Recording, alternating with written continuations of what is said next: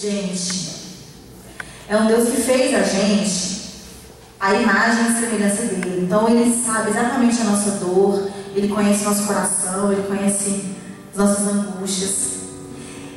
E com esse tanto de parafernália que o povo inventou hoje, de templo e não sei o que lá mais, fica parecendo que é muito difícil alcançar esse Deus, né? Mas não é. Essa é a coisa mais bacana do Evangelho. É muito simples chegar até esse Deus.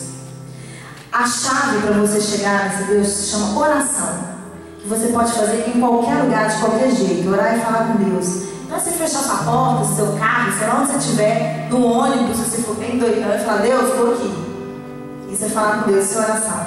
E a porta para chegar até esse Deus se chama Jesus Cristo.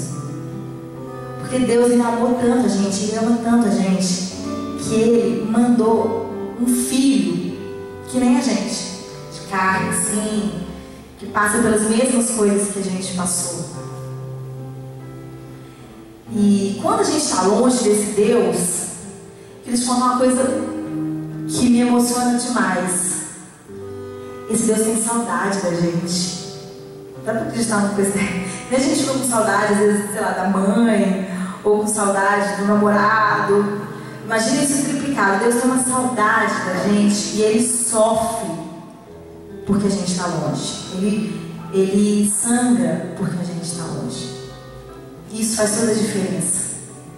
Um Deus maravilhoso, mas que, assim, é muito simples de chegar até ele. A chave é orar, falar com ele.